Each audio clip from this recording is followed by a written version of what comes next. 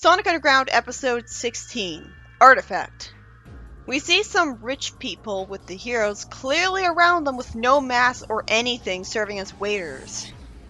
Sonya even lampshades that they could be recognized at any point. Sonic says that none of the rich notice the faces of their waiters anyways, but still their faces should be on wanted posters plastered all over Robotropolis. Sonya then hopes Bartleby won't notice her, and fortunately she calls him a twit and wonders why Robotnik would ever ask for his advice. Good, I thought you had a crush on him because you fantasized about dancing with him at a ball.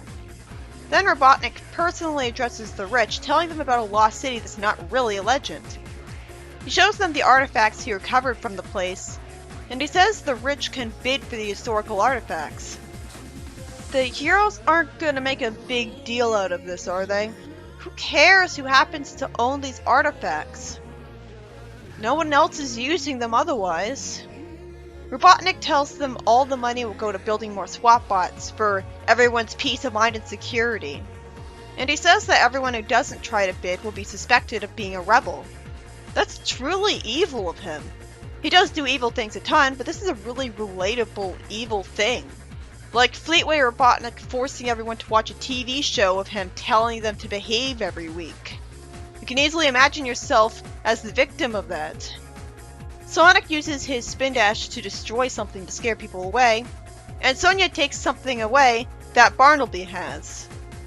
Robotnik orders swap bots to show up, as I seriously wonder why any rich people would ever think of the swap bots as something to give them peace of mind and security, when those swap bots would try to roboticize them if they misbehaved even a little. Why is Robotnik trying to pretend he's good like that? Manic finds a round thing, and the heroes find something else as well, and they dive down and use parachutes out of complete and utter nowhere to safely escape.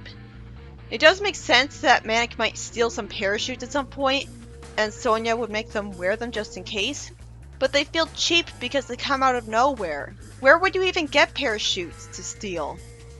Robotnik orders the bounty hunters to bring him some artifacts. Okay, why doesn't he try to force the rich to buy stuff other than artifacts? He has all the power he wants, and it's not like he has them to be afraid of.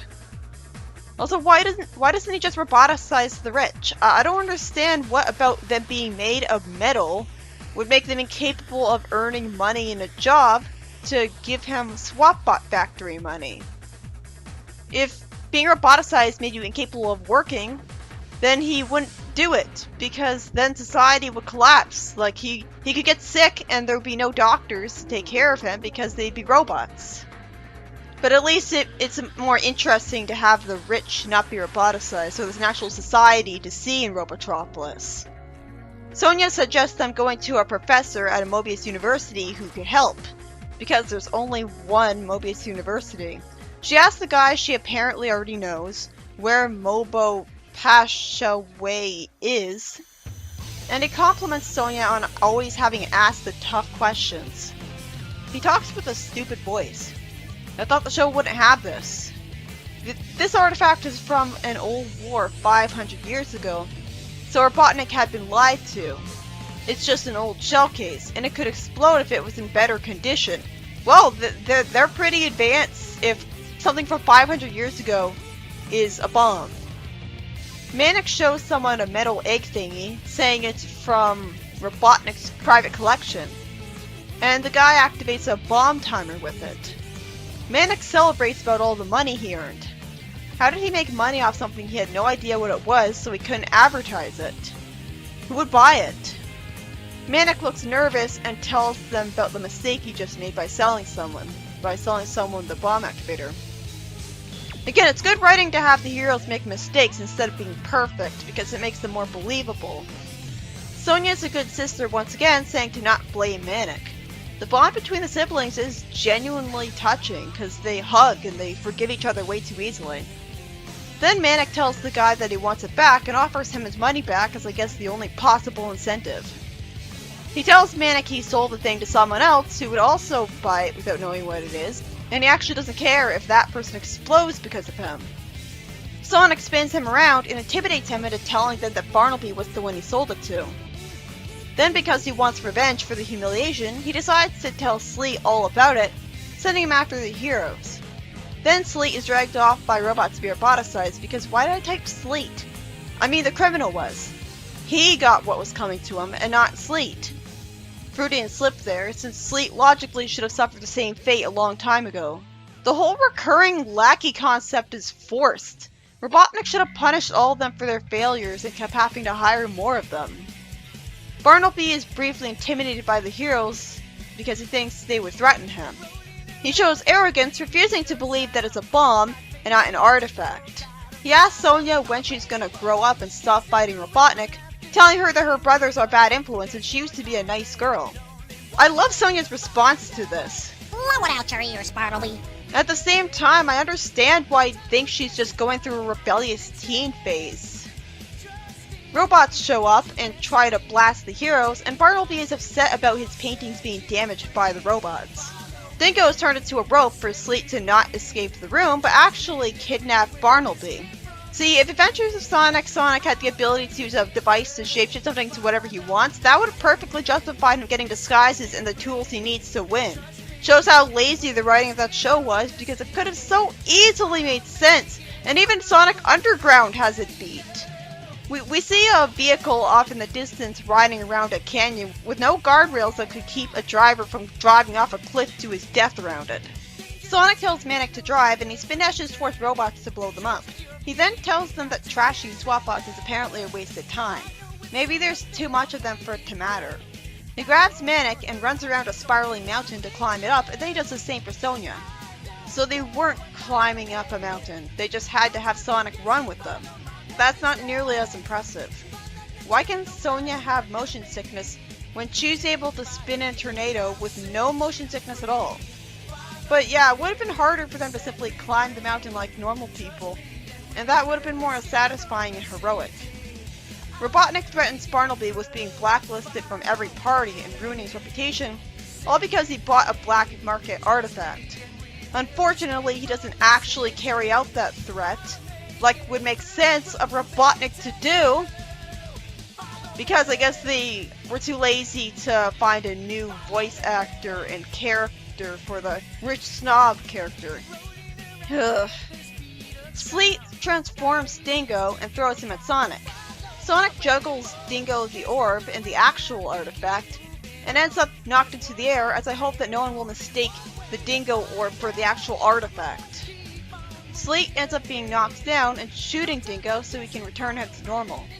As SWATbot catches the orb, Sonic actually compliments him on the catch, and he spin dashes so the orb can fall near Bartleby.